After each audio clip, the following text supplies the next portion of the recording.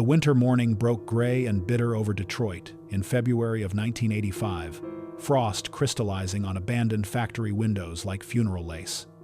In the basement of Fisher Body Plant, number 21, beneath machinery that had fallen silent years before, something waited in the darkness that would remain nameless for nearly 4 decades.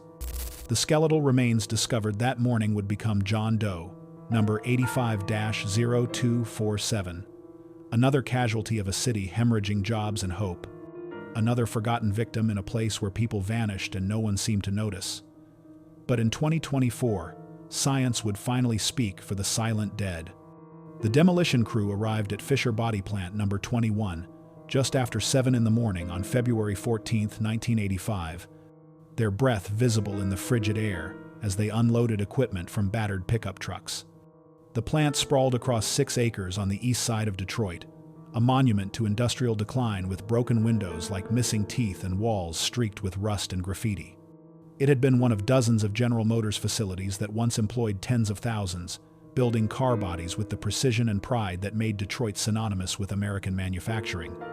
But the plant had closed its doors for good in early 1983, another victim of foreign competition and corporate restructuring, and the slow economic strangulation that was transforming the Motor City into something unrecognizable. Frank Kowalski supervised the demolition crew, a man in his early 50s with weathered hands and a face that had seen too many plants like this one shut down and torn apart for scrap.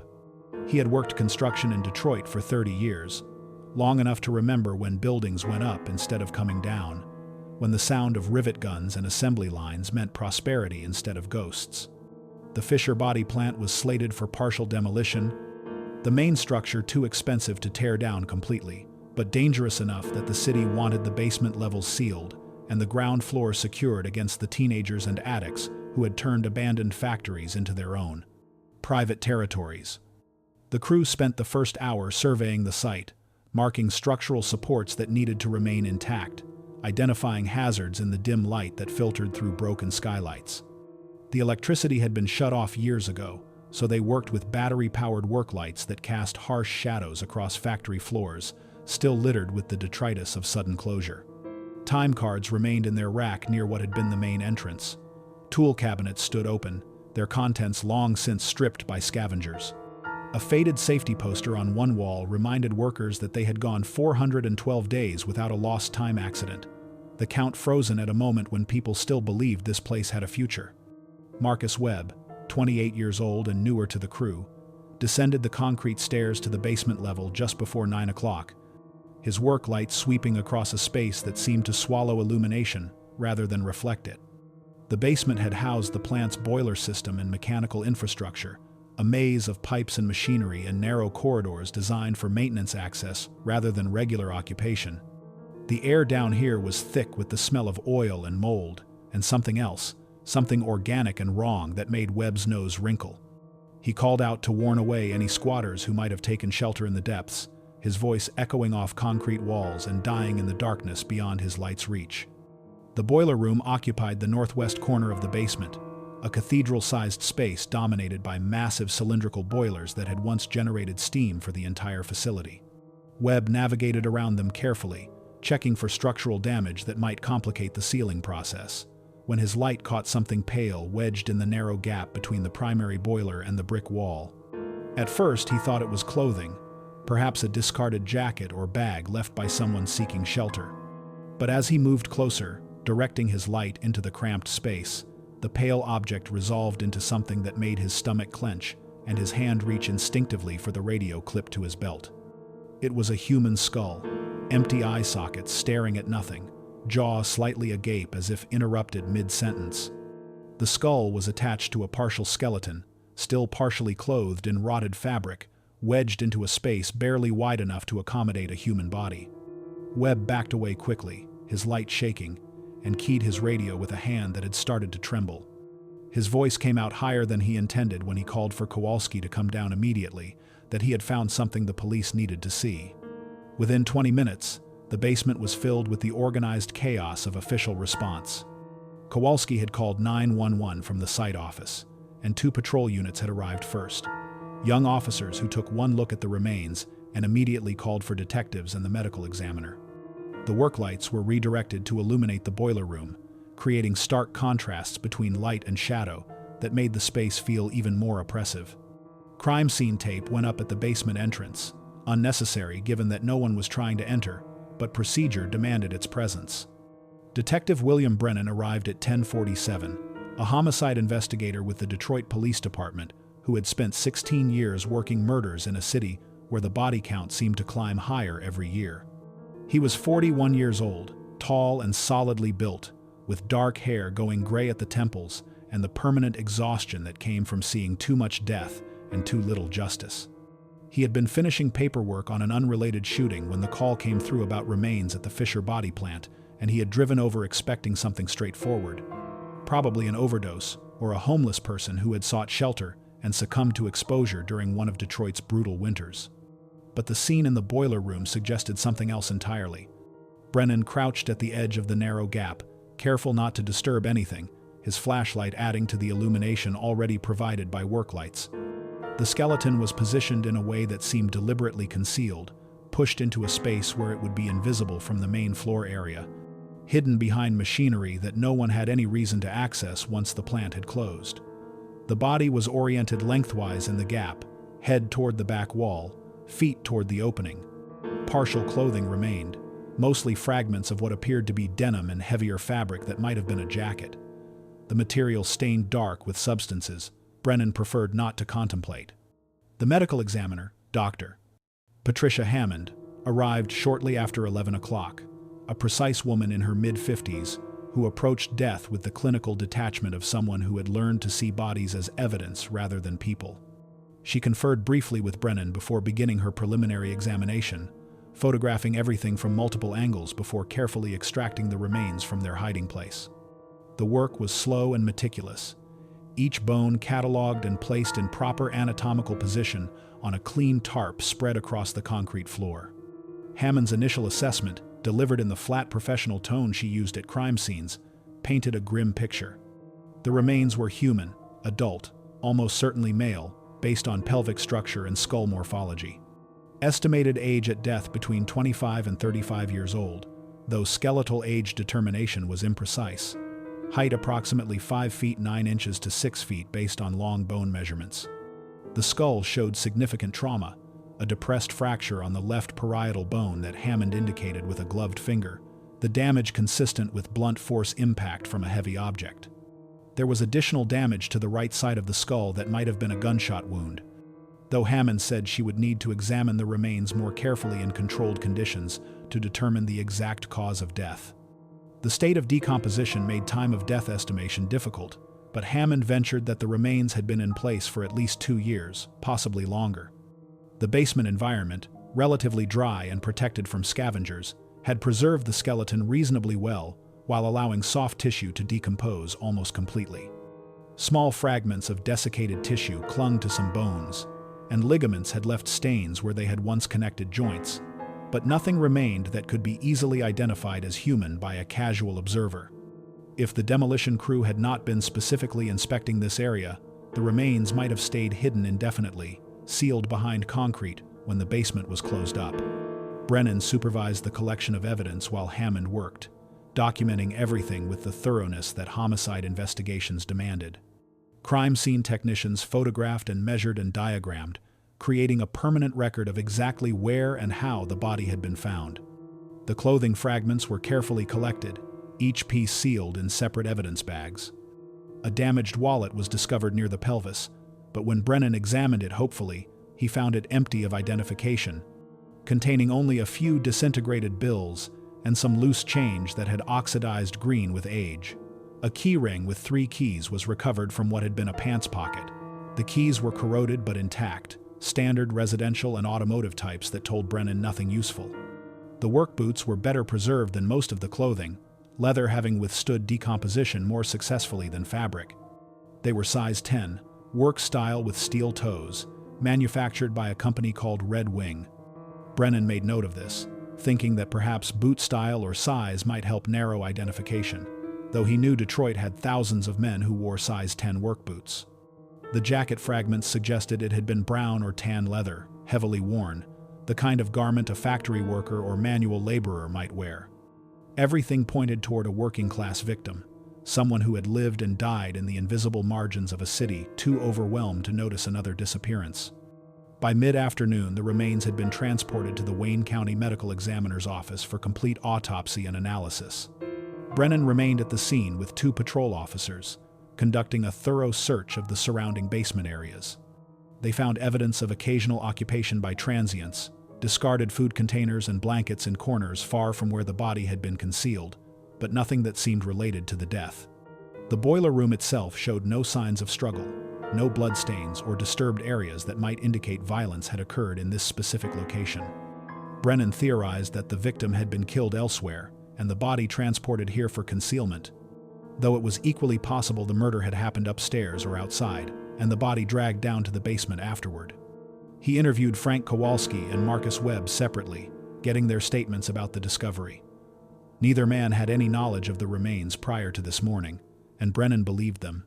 He asked about security at the plant since its closure, and Kowalski explained that there essentially was none.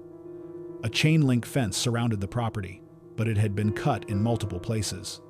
The building had been entered repeatedly, by scrappers looking for copper wire and metal to sell, by people seeking shelter, by teenagers looking for a place to drink or get high away from adult supervision. The plant had been empty for 2 years when these remains were likely placed here, a vast space with hundreds of potential hiding places, minimally supervised and largely forgotten. Brennan spent the evening at his desk, reviewing missing persons reports from 1980 to 1983, the estimated window during which the victim had died and been concealed. Detroit in those years had been hemorrhaging population and jobs, the auto industry contracting violently as Japanese manufacturers seized market share and corporate restructuring eliminated tens of thousands of positions. The city's murder rate was climbing toward levels that would soon earn it the designation of murder capital of America.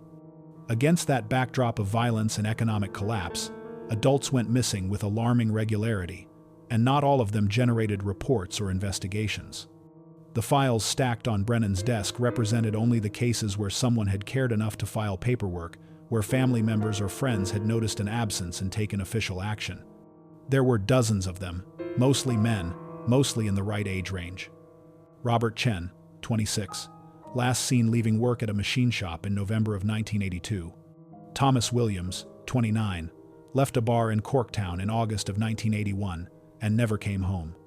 Daniel Conroy, 28, stopped showing up at a construction site in March of 1983, his belongings later found in an abandoned apartment. Michael Patterson, 32, told his mother he was going to look for work in Cleveland in June of 1982 and was never heard from again. Each file represented a life interrupted, a person who had existed with hopes and problems and daily routines until the moment they simply ceased to exist in any verifiable way. Brennan had worked enough missing persons cases to know that adults disappeared for many reasons. Some fled debts or relationships or criminal charges. Some succumbed to addiction or mental illness and drifted into homelessness. Some were victims of violence, their bodies hidden or destroyed. And some simply walked away from lives that had become unbearable, seeking fresh starts in places where no one knew their names or failures. The challenge was determining which of these missing men might be the skeleton in the Fisher Body plant basement, and whether dental records or other identifying information still existed that could make a positive identification. Brennan began the tedious process of contacting families, explaining that remains had been found, and asking whether dental records were available for comparison.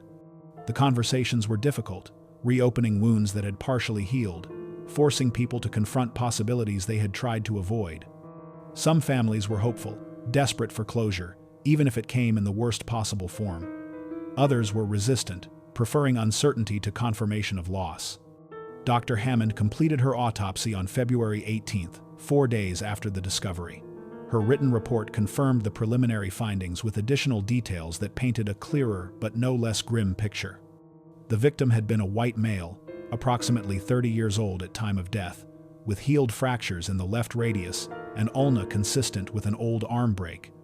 The skull trauma had been immediately fatal, a powerful blow that had fractured the cranium and driven bone fragments into the brain. The damage Hammond had initially thought might be a gunshot wound turned out to be additional blunt force trauma, possibly from the same implement or perhaps from the head striking concrete or metal as the victim fell. Death would have been rapid, minutes at most.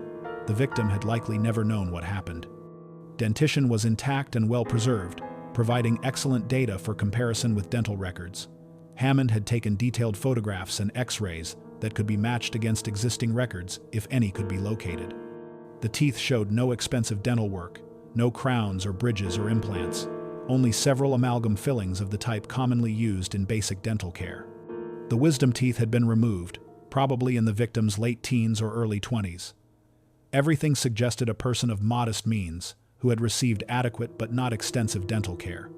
Brennan spent the next 2 weeks pursuing identification through dental records, working with the medical examiner's office to compare the John Doe's teeth against records provided by families of missing men.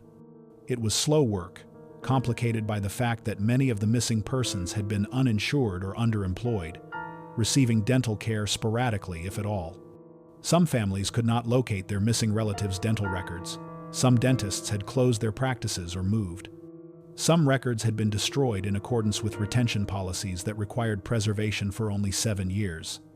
By early March, Brennan had eliminated several possible matches through dental comparison, but he had also run out of readily available records to check. The most promising cases, the missing men whose physical descriptions and circumstances seemed most likely to match the John Doe, had no dental records that could be located. The case was stalling, accumulating dead ends and negative results while producing nothing that moved toward identification. Brennan found himself spending late nights staring at the photographs of the skull, at the inventory of recovered personal effects, trying to will them to reveal some overlooked detail that would break the case open. The fingerprints were too degraded to be useful, the skin having decomposed completely decades ago. There was no DNA analysis available in 1985, no way to extract genetic profiles from bones and compare them to relatives. The technology existed in research settings, but it would be years before DNA typing became routine in criminal investigations. Brennan was left with traditional methods, patient detective work, and careful comparison, and the hope that somewhere in Detroit's fragmented records, an answer waited to be found. On March 22, 1985, more than 5 weeks after the discovery, Brennan made the decision to classify the case as John Doe, number 85-0247, and move it to inactive status. He had exhausted the readily available leads, interviewed everyone with potential information, pursued every reasonable line of investigation. Without new evidence or a break from an unexpected source, the case had nowhere left to go. The remains were photographed from every angle. The dental X-rays were filed with the medical examiner and entered into the limited databases that existed for unidentified bodies. The physical evidence was cataloged and stored. The file was transferred to a growing collection of cold cases that lined the shelves in a basement room at police headquarters. John Doe, number 85-0247, joined the silent company of other unidentified dead, reduced to a case number and a folder of documentation, and bones in a box waiting for a name that might never come. Somewhere in Detroit, perhaps someone wondered what had happened to a son or brother or friend who had vanished years earlier. Perhaps someone still waited for a phone call or a letter that would never arrive. Or perhaps no one remembered or cared, the victim having been as invisible in life as he had become in death, another casualty of a city in crisis where people disappeared and left barely a trace behind. Detective William Brennan carried John Doe, number 85-0247 in his mind like a weight he could not set down, even as other cases demanded his attention and the months accumulated into years. He returned to the file periodically, usually late at night when the homicide unit was quiet, and he could spread the photographs and reports across his desk without interruption, searching for whatever detail he had missed the first dozen times he had reviewed the evidence. The skull with its terrible wound stared back at him from glossy prints that had begun to curl at the edges, the empty eye sockets asking questions Brennan could not answer. In 1986, he submitted the dental records to the newly established National Crime Information Center's Missing Persons database, hoping that someone somewhere might be searching for a match. Nothing came back. In 1987, he drove to the Fisher body plant one final time before its complete demolition, walking through the gutted basement where the remains had been discovered, trying to understand what had brought a man to die in such a place. The boilers had been removed for scrap, the walls stripped of anything valuable, leaving only empty concrete spaces that echoed with his footsteps. He found nothing new, no revelation waiting in the shadows, only the confirmation that whatever secrets this place had held were as demolished as the building itself. The Detroit Police Department, in the late 1980s, was overwhelmed by violence that seemed to metastasize daily. The crack cocaine epidemic, transforming neighborhoods into war zones, where teenagers carried automatic weapons and bodies accumulated faster than investigators could process them. Brennan worked homicides that had witnesses and evidence, and some reasonable chance of closure, letting the cold cases recede into the background by necessity rather than choice. He told himself that John Doe 85-0247 was not forgotten, merely waiting, but he knew that waiting without action was functionally the same as abandonment. In 1992, 8 years after the discovery, the medical examiner's office faced a storage crisis. The facility had accumulated decades' worth of unidentified remains, boxes of bones stacked in a basement room that had exceeded its capacity. A decision was made to cremate the oldest unidentified remains that had no active investigation and no reasonable prospect of identification, preserving only tissue samples and teeth in case future technology might offer solutions. John Doe 85-0247 was among those cremated that year, reduced to ashes and stored in a plastic container marked only with his case number. The decision was practical and necessary, but Brennan felt it as a personal failure when he learned about it months after the fact, another door closing on an already cold case. He retired from the Detroit Police Department in 1994 after 26 years of service, his pension modest but adequate, his body tired, and his spirit worn by too many deaths and too few answers. At his retirement party in a rented room at a Polish restaurant on the East Side, colleagues praised his dedication and his solve rate and his mentorship of younger detectives. No one mentioned the cases that had defeated him, the files he would carry into retirement like unhealed wounds. John Doe 85-0247 was among them, perhaps the one that bothered him most because of how completely the victim had been erased, denied even the basic dignity of a name on whatever memorial marker might eventually acknowledge his existence. The case file was transferred to Detective Sandra Martinez in 1996, when the department began a systematic review of cold cases in response to pressure from families of missing persons and victims' advocacy groups. Martinez was 33 years old, a 12-year veteran of the department, with a reputation for thoroughness and a particular interest in unidentified remains cases. She had grown up in southwest Detroit, daughter of Mexican immigrants who had come to the city seeking factory work in the 1960s, and she understood viscerally how people could vanish into the gaps between official systems, how the vulnerable and marginalized could disappear without generating institutional concern. She spent 2 months reviewing the John Doe 85-0247 file, re-interviewing the few witnesses who were still locatable, examining the physical evidence that remained in storage. The case frustrated her immediately because so little existed to work with. The body was gone, cremated without her knowledge or consent, leaving only dental records and a handful of photographs. The clothing fragments had deteriorated further in storage. The wallet and keys sat in an evidence bag but revealed nothing useful. The missing persons reports from the early 1980s were fragmentary and inconsistent, some containing detailed descriptions, while others offered barely more than a name and last known address. Martinez made one significant contribution to the case in her first year working it. She entered the dental records into the National Missing and Unidentified Persons System, known as nameless, a database that had launched in 1998 specifically to help solve cases like this one by centralizing information that had previously existed only in scattered local files. The database allowed families to upload information about missing relatives and compare it against unidentified remains from across the country. Martinez uploaded detailed photographs of the skull, the dental x-rays, the physical description, the circumstances of discovery. She wrote a summary that emphasized the victim had likely been a Detroit resident or someone with connections to the automotive industry, hoping that specificity might trigger recognition from someone searching the database. Nothing came of it immediately, but Martinez checked the case regularly for matches, hopeful that somewhere a family was searching for the same person she was trying to identify. She contacted the Michigan State Police and asked them to review their missing persons records from 1980 to 1983. She reached out to police departments in surrounding communities, in Dearborn and Highland Park in Hamtramck, asking if they had unsolved missing persons cases that might match her John Doe. Most agencies were cooperative but had little to offer, their own records incomplete or lost to time and budget cuts, and the general attrition that eroded institutional memory. In 1999, Martinez tracked down Frank Kowalski, the demolition crew supervisor, who had been present when the remains were discovered 15 years earlier. He was 64 years old and living in Warren, retired from construction and spending his days working on classic cars in a garage behind his house. He remembered the discovery clearly, said it still bothered him sometimes when he thought about it. The skull wedged in that narrow space like someone had tried to make it disappear completely. He had nothing new to add to what he had told Detective Brennan in 1985, but Martinez appreciated his willingness to talk, his obvious discomfort with the idea that a man could be murdered and hidden and forgotten like discarded machinery.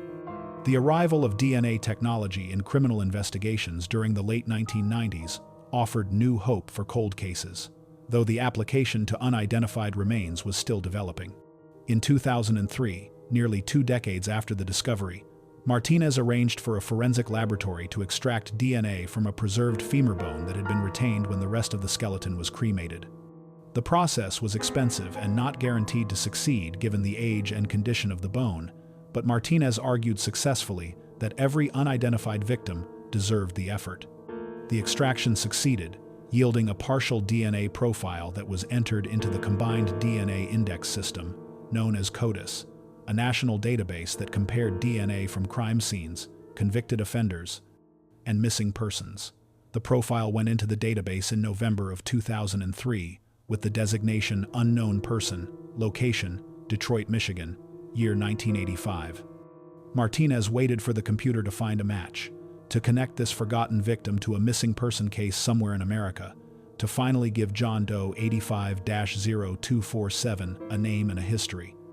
No matches appeared.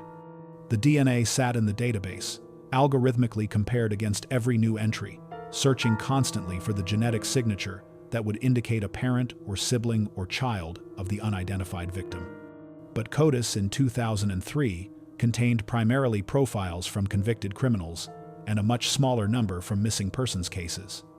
Many families had never been asked to provide DNA for comparison, the technology still too new and expensive to be offered routinely. The database was powerful but incomplete, a tool that could only find answers if the right comparison data existed within its electronic memory. Martinez continued working the case when time allowed, but the Detroit Police Department was shrinking under the pressure of the city's financial crisis. The department that had employed more than 5,000 officers in the 1970s had been reduced to fewer than 3,000 by the mid-2000s, with corresponding cuts to support staff and resources. Cold cases competed for attention with fresh murders and assaults and the overwhelming volume of property crimes that accompanied urban decay. Martinez found herself assigned to active investigations more often than cold case reviews, the John Doe file returning to its shelf for weeks and then months at a time. In 2008, the city of Detroit faced its worst financial crisis yet, tax revenues collapsing as population fled and businesses closed, essential services cut to the bone while debts accumulated. The police department implemented furloughs and early retirement incentives, trying to reduce payroll costs without outright layoffs. Martinez took a voluntary demotion to patrol duty to avoid being laid off entirely, and the cold case unit essentially ceased to exist as a distinct entity. The files were consolidated and moved to a storage room in the basement of headquarters, joining decades of other unsolved cases in rows of metal shelving that no one had time or authorization to review. John Doe 85-0247 became one folder among thousands, his case number, written in faded marker, on a manila folder that had grown brittle with age. Inside were Detective Brennan's original reports, Detective Martinez's updates, the dental records and DNA profile documentation, photographs of a skull and scattered bones that had once been a living person with a name and a family and a future. The physical evidence remained in the property room, cataloged and stored according to retention policies, but rarely accessed. The DNA profile remained in CODIS, automatically compared against new entries but generating no hits. The victim remained unidentified, his death unavenged, his absence unresolved. By 2010, a quarter century after the discovery, The institutional memory of the case had faded almost completely.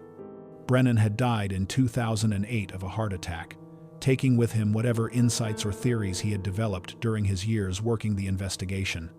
Martinez had transferred to a different precinct and then left the department entirely in 2011 for a job in corporate security that paid better and demanded less emotional investment. The Fisher body plant had been demolished decades earlier, the land sold and redeveloped into a shopping center that bore no marker indicating a man had died there. The city had changed around the case until almost nothing remained of the context in which the murder had occurred. The families who had reported missing men in the early 1980s had their own trajectories of grief and adaptation. Some had given up hope decades earlier, accepting that their loved one was gone and would never return, choosing to remember them as they had been, rather than dwelling on how they might have died. Others never stopped searching, periodically checking databases and calling police departments and following leads that invariably led nowhere. The Robert Chen family maintained a website about their missing son, posting age-progressed photos and appeals for information that generated occasional responses, but never the answer they sought. The Williams family held an annual memorial service for Thomas, who had disappeared after leaving a bar in 1981.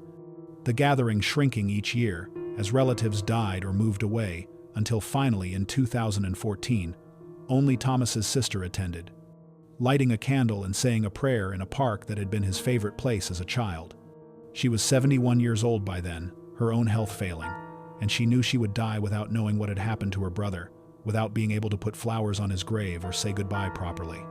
The files in the basement of Detroit Police Headquarters accumulated dust and the particular mustiness that comes from years of storage in imperfect conditions. Water damage from a pipe leak in 2013 affected some boxes, forcing an emergency preservation effort that prioritized the most recent cases. John Doe 85-0247 was not among the prioritized files, the case too old and too cold to warrant immediate attention. The folder survived intact, but the water stains on its edges were a reminder of how fragile physical records were, how easily decades of investigation could be destroyed by infrastructure failures that no one had funding to prevent. In 2015, the Michigan State Police received a federal grant to digitize cold case files and upload information to national databases, an effort to make decades of local investigations accessible to modern search tools. Detroit participated in the program, assigning civilian staff to scan documents and enter data into standardized forms. John Doe 85-0247 was among the cases digitized, his file converted to PDFs, and the key information entered into searchable fields. The DNA profile that had been in CODIS for over a decade was confirmed and updated. The dental records were rescanned at higher resolution. The case summary was rewritten to conform to modern database standards. But digitization did not solve the fundamental problem, which was that no one was searching for this particular John Doe. Or, if they were searching under a name that did not match any information in the system. The victim remained unidentified through 2016, 2017, 2018, approaching the 35th anniversary of his discovery, with no more prospects for resolution than had existed the day his bones were found behind a boiler in an abandoned factory. The case had become a testament to how completely a person could vanish, how thoroughly death could erase identity, how easily someone could be forgotten by everyone, except the databases that cataloged information but could not generate meaning from it. Detective Martinez, now working private security, sometimes thought about the John Doe case late at night when sleep would not come. She had moved on to other work and other concerns, but some cases stayed with you. Some victims demanded remembrance even when you had done everything possible and it had not been enough. She wondered if the man had family, who still wondered, still waited, still hoped. She wondered if anyone visited his cremated remains, stored in a facility with hundreds of other unidentified dead, or if he was as alone in death as the circumstances of his burial suggested he had been in life. She wondered if he would ever have a name again, or if John Doe 85-0247 would be his designation forever, a number where an identity should have been. The cold case unit of the Detroit Police Department was reconstituted in 2019 after years of existing only nominally on organizational charts. A victim of budget cuts and staffing shortages that had reduced the department to crisis management mode. The unit occupied 3 desks in a corner of the homicide division, staffed by Detective James Morrison and a rotating assignment of officers who could be spared from active investigations when time allowed. Morrison was 42 years old, a 20-year veteran who had worked robbery and narcotics before transferring to homicide in 2015. He had requested the cold case assignment specifically, drawn to the challenge of solving mysteries that had defeated previous generations of investigators. He understood that cold cases required different skills than active investigations. Patience rather than urgency, the ability to see patterns in fragmentary evidence, comfort with uncertainty and dead ends. The files that landed on his desk represented failures of one kind or another, cases where witnesses had not come forward, or evidence had not been sufficient, or investigators had simply run out of leads and time. Some could be solved with fresh eyes or new technology. Others would remain forever unsolved, the answers lost to time or death, or the simple erosion of memory that made the past increasingly inaccessible. Morrison spent his first months familiarizing himself with the unit's inventory, hundreds of cases spanning decades, each one a story of violence and loss that had never reached resolution. He organized them by category and priority, identifying which cases might benefit from modern forensic techniques and which had simply exhausted all possibilities. The unidentified remains cases interested him particularly, the John and Jane Does whose deaths had stripped them even of their names. There was something profoundly wrong about dying unknown, about being reduced to a case number and a box of evidence, and Morrison felt that restoring identity to these victims was perhaps the most important work the cold case unit could do. John Doe 85-0247 came to his attention in March of 2020, 35 years after the discovery of the remains. Morrison read through the digitized file carefully, following the investigation from Brennan's initial reports through Martinez's DNA extraction efforts. The case had been worked thoroughly by competent investigators who had exhausted the tools available to them. The DNA profile sat in CODIS with no matches. The dental records had been compared against available missing persons data with no positive identification. The physical evidence had been properly preserved but revealed nothing that previous examinations had not already documented. What caught Morrison's attention was not something in the file, but rather something he had learned about at a conference 3 months earlier. A presentation by a forensic genetic genealogist from Othram Laboratories in Texas had demonstrated how consumer DNA databases could be used to identify unknown victims through comparison with distant relatives who had voluntarily uploaded their genetic information to ancestry websites. The technique had solved several high-profile cold cases, identifying victims and suspects who had eluded traditional investigative methods for decades. The process was expensive and time-consuming, but it offered hope for cases like John Doe 85-0247, where all conventional approaches had failed. Morrison contacted Othram in April of 2020 to discuss whether the 35-year-old DNA sample would be suitable for genetic genealogy analysis. The laboratory scientists explained that they specialized in extracting usable DNA profiles from degraded or limited samples. That age alone was not necessarily a barrier if the bone had been properly preserved. They would need a small section of the femur bone to attempt extraction, and there was no guarantee of success, but they were willing to try. The cost was substantial, $5,000 for the DNA extraction and sequencing, plus additional fees if the profile could be uploaded to genealogy databases and required extensive family tree research.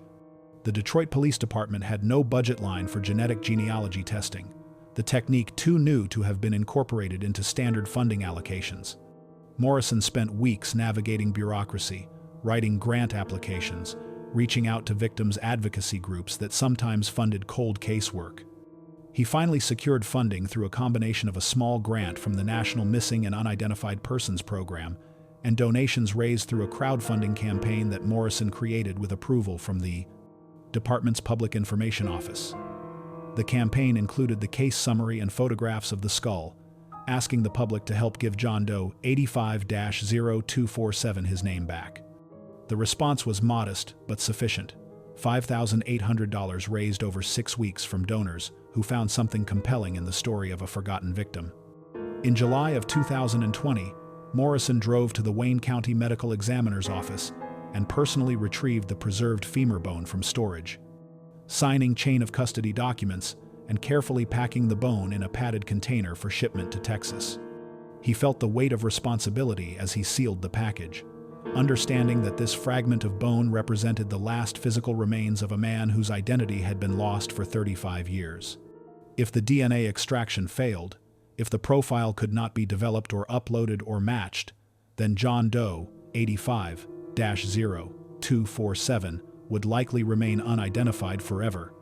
The cost and effort too great to justify a second attempt. Othram received the sample in early August and began the painstaking process of DNA extraction and sequencing. The laboratory used advanced techniques that could recover genetic information from samples that would have been considered unusable a decade earlier, employing specialized chemical treatments and amplification methods that coaxed usable data from degraded material. The process took 8 weeks, longer than Morrison had hoped, but not unusual for challenging samples. In early October, he received an email from the laboratory's case manager, informing him that they had successfully developed a complete DNA profile suitable for genealogy database upload. Morrison felt a surge of hope reading that email, the first real progress on the case in 2 decades. The profile was uploaded to GEDmatch and Family Tree DNA, 2 consumer genealogy databases that allowed law enforcement access for investigative purposes.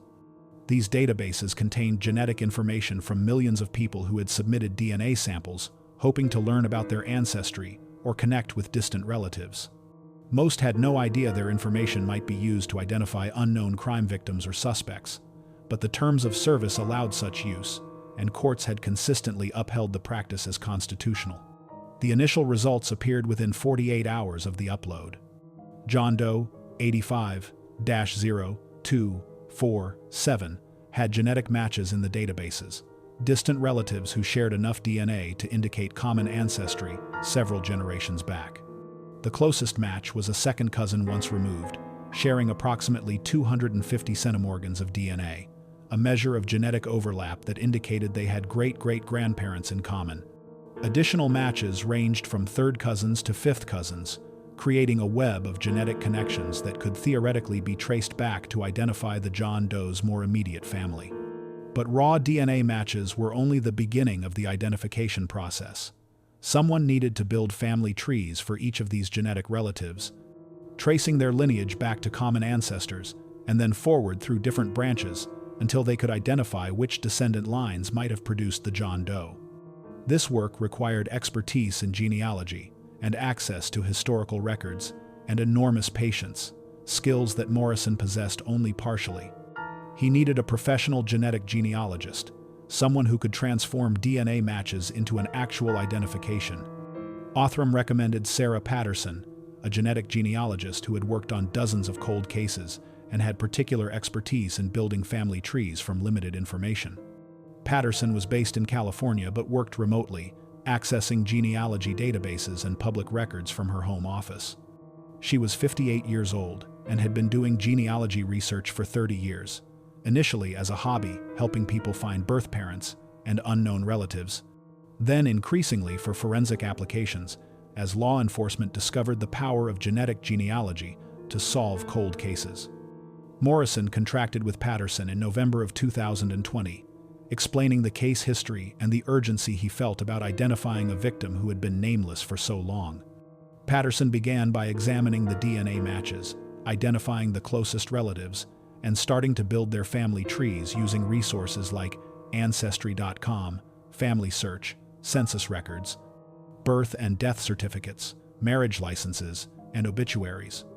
The work was meticulous and often frustrating, tracing lines that dead-ended or merged in unexpected ways, correcting errors in public records, pursuing multiple hypotheses simultaneously about how the various genetic matches might be related to each other and to the unknown victim. She worked on the case for 4 months, spending hundreds of hours building out family trees that eventually encompassed thousands of individuals across multiple generations. The DNA matches pointed to ancestry in the Detroit area, families that had immigrated from Eastern Europe in the early 20th century and settled in the city's industrial neighborhoods. Patterson identified several family clusters that seemed particularly relevant, surnames that appeared repeatedly in the matches, and that had strong connections to Detroit during the time period when John Doe would have been born. By late February of 2021, Patterson had narrowed the search to 3 possible candidates: men who had been born in the early to mid-1950s in Detroit, who had genetic ancestry consistent with the DNA matches, and who had disappeared during the early 1980s in circumstances that could align with the Fisher body plant discovery. The first was Richard Allen Morrison, born September 12, 1954, last seen in November of 1982. The second was Thomas Eugene Harper, born March 3, 1951, reported missing in August of 1981. The third was Daniel Patrick Conroy, born June 22, 1955, last known contact with family in January of 1983. Morrison pulled whatever records existed for all 3 men, discovering immediately that only Harper had generated a substantial missing person investigation at the time of his disappearance. Harper's family had filed a report within 24 hours of his failure to return home from a bar in Corktown, had provided photographs and dental records, had maintained pressure on police to investigate. But the dental records comparison that Martinez had conducted in the late 1990s had eliminated Harper as a match for John Doe 85-0247.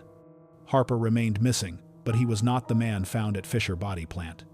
Daniel Conroy had no missing person report on file at all, despite Patterson's genealogy research indicating he had disappeared in early 1983. Morrison discovered that Conroy had been estranged from his family, drifting between temporary jobs and unstable housing, the kind of person whose absence might not be noticed for months or years. Attempts to locate living relatives who could provide DNA for comparison proved futile. Conroy's parents were deceased, he had no children, and his only sibling, a sister, had died in 2007. Without a DNA comparison sample, confirming or eliminating Conroy was impossible. Richard Allen Morrison emerged as the most promising candidate, both because his timeline aligned well with the evidence and because Patterson had located a living sibling who could potentially provide DNA for comparison. Richard's sister, Patricia Morrison-Williams, was 68 years old and living in Southfield, a suburb north of Detroit. Patterson provided Morrison the detective with contact information and a summary of what the genealogy research had revealed about Richard Morrison's life and disappearance. Morrison drove to Southfield on March 8, 2021, arriving at a modest ranch house on a tree-lined street in the early afternoon. Patricia Morrison-Williams answered the door cautiously, a small woman with gray hair and a face that showed both strength and weariness. Morrison introduced himself and explained carefully why he was there, that unidentified remains had been found in Detroit in 1985, that new technology suggested they might be her brother Richard, that he needed to ask some questions and possibly obtain a DNA sample if she was willing. Patricia's face went through a series of transformations as Morrison spoke: confusion, giving way to recognition, and then to a complicated emotion that seemed equal parts grief and relief and anger. She invited him inside, offered coffee that Morrison accepted more to extend the conversation than from any need for caffeine. They sat in a living room decorated with family photographs, some of which showed a young man Morrison assumed was Richard, dark-haired and serious-looking in pictures that dated from the 1970s. She told Morrison that she had filed a missing person report for Richard in November of 1982, that she had called the police repeatedly for months afterward, asking about the investigation, that she had eventually been told there was nothing more they could do without new leads. Richard had been an adult, free to leave if he wanted to, and police had other priorities in a city overwhelmed by violence. Patricia had searched on her own, calling hospitals and shelters, checking with Richard's former employer and his few friends. She had found nothing, no trace of her brother after that November day when he had called her sounding frightened and said he was in trouble. Morrison asked what kind of trouble, and Patricia explained that Richard had been vague, refusing to provide details, but implying that he owed money to someone, that he had gotten involved in something he could not get out of. Patricia had offered to help, to loan him money, or let him stay with her until whatever problem he was facing resolved itself. Richard had refused, said he would handle it himself, said he just wanted her to know in case something happened to him. Those words had terrified Patricia at the time, suggesting that Richard believed he was in real danger, but she had not known what to do with that fear except wait for him to contact her again. He never did. He missed Thanksgiving dinner that year, something he had never done before. Patricia had gone to his apartment in early December and found it empty, Richard's belongings gone, the landlord saying Richard had left without paying November rent and had never collected his security deposit. It was as if Richard had simply ceased to exist, leaving behind no forwarding address, no explanation, no trail to follow. Patricia had imagined 1,000 scenarios over the years. Richard starting over somewhere else. Richard homeless and lost to addiction. Richard murdered and buried in an unmarked grave. The not knowing had been corrosive, eating away at her ability to fully grieve or fully hope. Morrison showed her photographs of the skull and the personal effects recovered from the Fisher body plant, asking if anything looked familiar. Patricia studied them carefully, her hands trembling slightly. The keys could have been Richard's, she said. He had driven an older Ford and lived in an apartment building that would have required keys like these. The wallet was too degraded to identify. The work boots were the right size. Richard had worn size 10. Everything was consistent, but nothing was definitive. The objects too generic to prove identity without additional evidence. Morrison explained that a DNA comparison could provide certainty, that if Patricia was willing to submit a sample, the laboratory could determine whether the unidentified remains were her brother. Patricia agreed immediately, said she had been waiting 39 years for answers and would do whatever was necessary to finally know the truth. Morrison collected a cheek swab using a kit he had brought with him, carefully sealing it and completing the chain of custody documentation. He promised to contact her as soon as results were available, warned her that the comparison could take several weeks, and left her sitting in that living room, surrounded by photographs of her missing brother. The DNA sample went to Othram for comparison analysis in mid-March. The laboratory extracted Patricia's DNA profile and compared it to the profile developed from John Doe 85-0247's femur bone. The analysis examined specific genetic markers that siblings shared, looking for the characteristic patterns that indicated a family relationship. The results came back on April 2, 2021, 36 years and 47 days after the remains had been discovered in the Fisher body plant basement. The DNA comparison confirmed a sibling relationship with a probability exceeding 99.9%. John Doe 85-0247 was Richard Allen Morrison, born September 12, 1954. Died sometime between November 1982 and early 1983. His body concealed in an abandoned factory, and his identity lost until genetic genealogy, and one detective's persistence finally gave him back his name. Richard Allen Morrison was born on a Sunday afternoon in September of 1954 at Detroit Receiving Hospital, the second child and only son of Walter and Eleanor Morrison. His father worked as a machinist at the Ford River Rouge complex, one of tens of thousands of men who passed through the plant's gates each day to build the cars that made Detroit synonymous with American industrial power. His mother worked part-time as a seamstress, taking in alterations and repairs from neighbors to supplement the family income. They lived in Brightmoor, a working-class neighborhood on Detroit's northwest side, where the houses were modest but well-maintained, and children played street hockey in the summers, while their parents sat on porches, drinking beer and talking about union, negotiations, and overtime hours. Patricia was 3 years older than Richard, protective and bossy in the way of older sisters, teaching him to tie his shoes and ride a bicycle and navigate the social complexities of elementary school. She remembered him as a quiet child, more comfortable with books than with the roughhousing that occupied most boys in the neighborhood. He read everything he could find, checking out stacks of books from the local library branch and reading them cover to cover in the small bedroom he occupied at the back of the house. Their father worried that the boy was too soft, too introspective, that he needed to toughen up if he was going to survive in a city that did not reward sensitivity. The Morrison family was not wealthy, but neither were they struggling, existing in the broad middle class that auto industry wages had created in Detroit. Walter's union job provided health insurance and paid vacation, and a pension that would allow him to retire with dignity.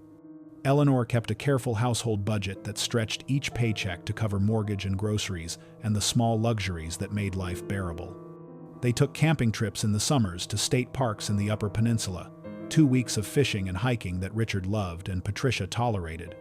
Christmas involved modest gifts and elaborate meals with extended family, aunts and uncles and cousins, crowding into the small house until it seemed to overflow with noise and warmth. Richard attended Redford High School, graduating in June of 1972 near the middle of his class.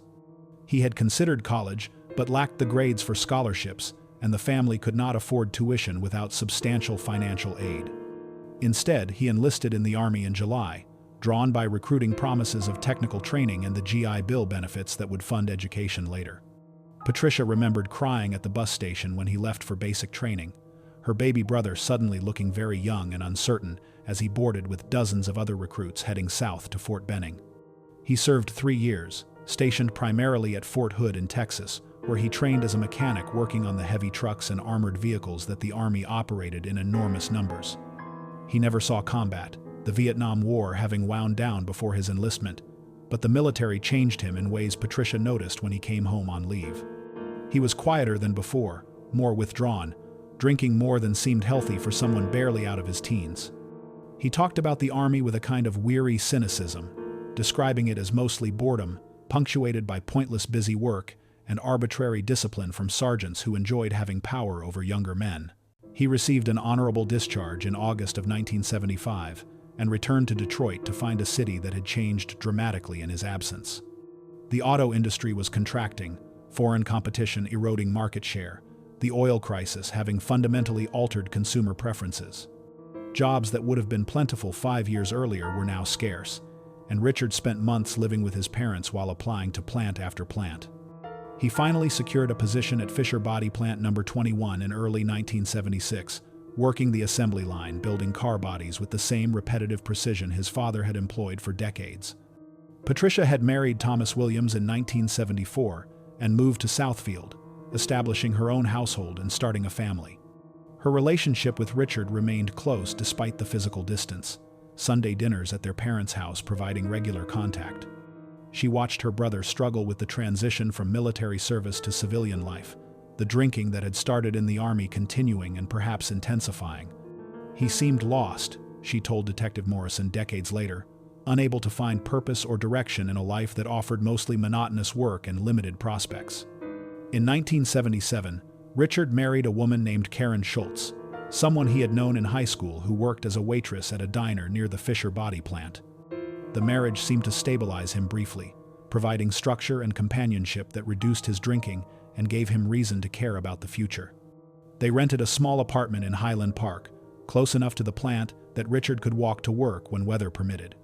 Patricia remembered visiting them and thinking her brother seemed happier than she had seen him in years, making plans about saving for a house and maybe having children.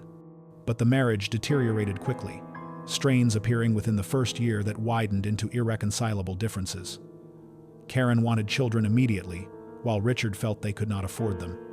Richard's drinking, which had decreased during their courtship, resumed with increasing frequency. They argued about money and about Richard's long hours at the plant, and about Karen's suspicion that he was seeing other women, though Patricia never knew if that accusation had any basis in reality. The divorce was finalized in August of 1979, barely 2 years after the wedding, leaving Richard bitter and isolated and drinking more heavily than ever. He moved to a different apartment, a one-bedroom in a building on Detroit's east side that Patricia described as depressing, a place that smelled of mildew and cigarette smoke, where the hallways were poorly lit and the neighbors were transient and suspicious. Richard's life seemed to shrink after the divorce, contracting to the narrow routine of work and drinking and solitary evenings in front of a television that was always on. Patricia tried to maintain contact, inviting him to family dinners and holidays, but Richard increasingly declined, offering vague excuses that suggested he did not want to be around people who reminded him of happier times.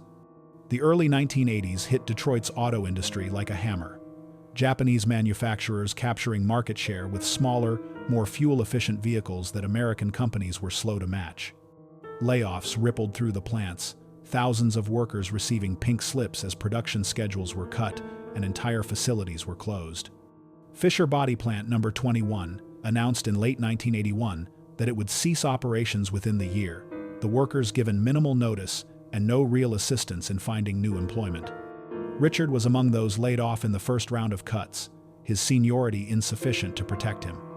Patricia remembered her brother's desperation during this period, the way he talked about the impossibility of finding work in a city where tens of thousands of auto workers were competing for jobs that did not exist.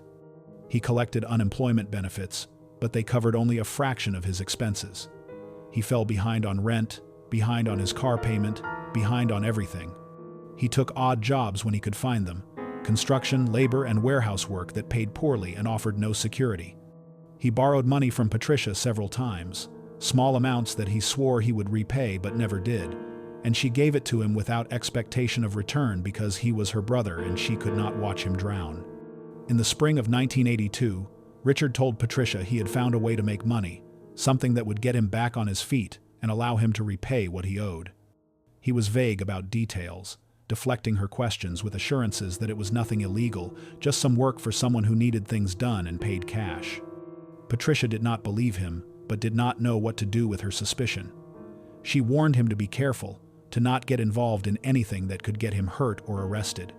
Richard laughed off her concerns, said she worried too much, said everything would be fine. She did not hear from him for several months after that conversation, an unusual silence that made her anxious but not yet alarmed. Richard had periods of withdrawal where he did not return calls or show up for family events, retreating into whatever private struggles consumed him. Patricia told herself he would surface eventually, would call when he needed something or wanted company. But when he finally did contact her in November of 1982, his voice on the phone was different, strained and frightened in a way she had never heard before. He called on a Tuesday evening. Patricia remembered the day clearly because her daughter had just started kindergarten and she had been helping with homework when the phone rang. Richard's first words were that he was in trouble, serious trouble, and he did not know what to do.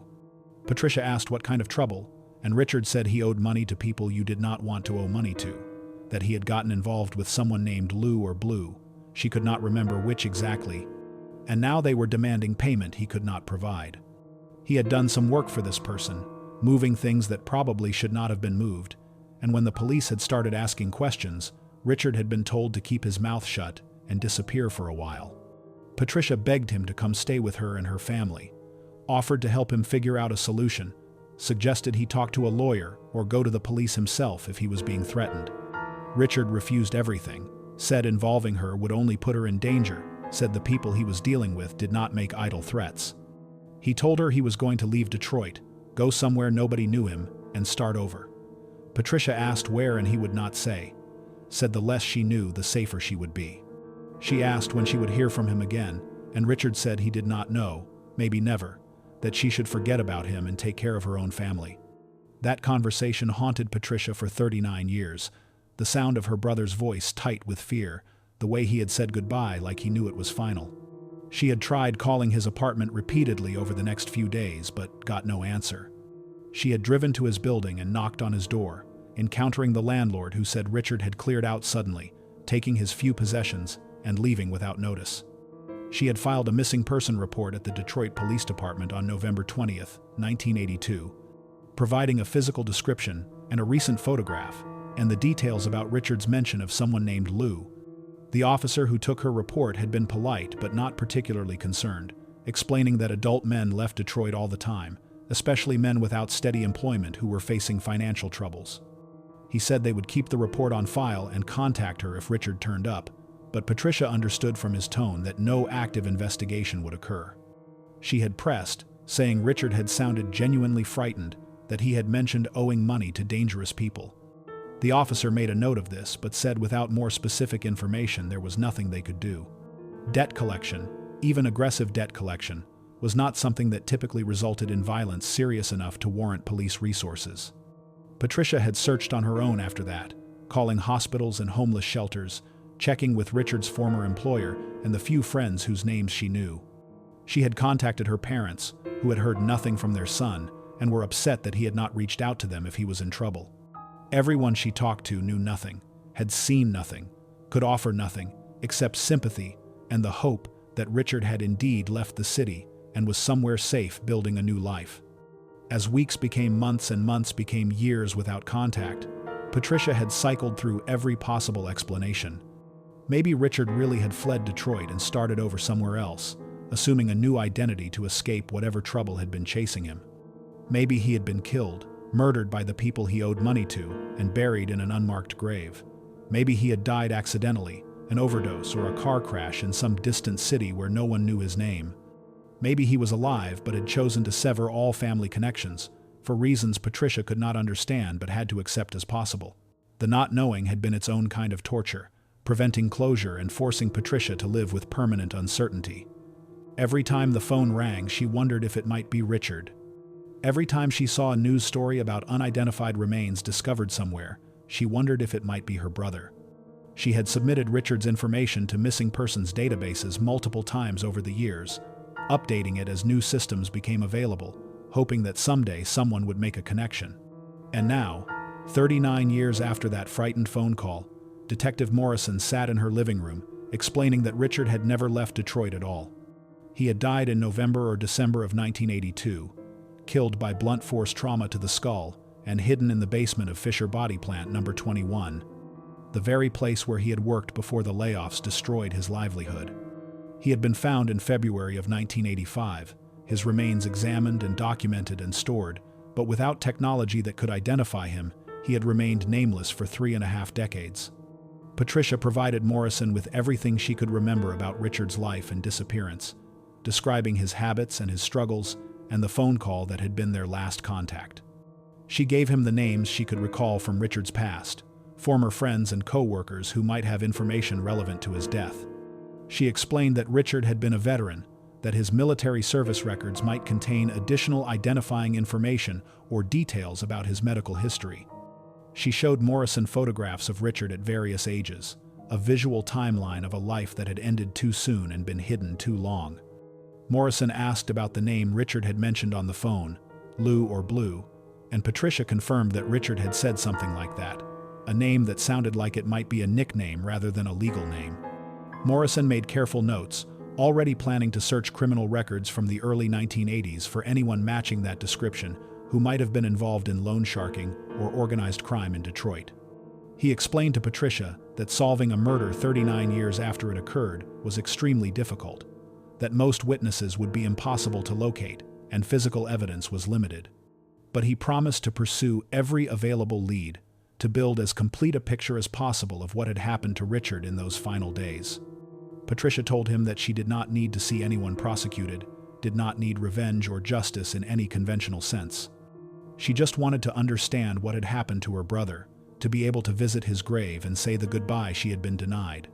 She wanted Richard's name restored, wanted him to be remembered as a person who had lived and loved and struggled rather than as an unidentified set of remains in a police evidence room.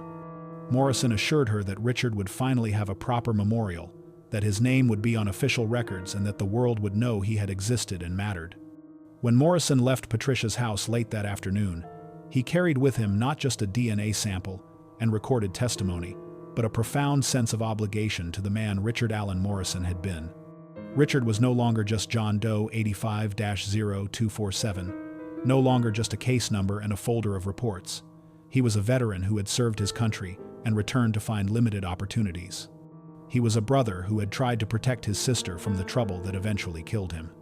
He was a victim of economic collapse and bad choices and violence that had taken him from the world and hidden him away like something shameful. Morrison drove back to Detroit, determined to give Richard not just his name but his story, to reconstruct the circumstances of his death with enough clarity that Patricia could finally understand what had happened in those last terrible days of her brother's life. Richard Allen Morrison's name was restored on April 2, 2021, 36 years and 47 days, after his remains were discovered in the basement of Fisher Body Plant number 21. Patricia Morrison-Williams held a memorial service that spring at a cemetery in Southfield, installing a granite marker that read, Richard Allen Morrison, 1954 to 1982, finally home. The gathering was small, just family and Detective Morrison, who had given Richard back his identity, but it was enough. Patricia visits the grave on the second Sunday of each month, talking to the brother she could not save, telling him about her children and grandchildren and the life he never got to live. The case remains technically unsolved, the killer likely dead or impossible to identify after 4 decades. But Richard is no longer forgotten, no longer just a number in a file, and sometimes that is the only justice the dead receive.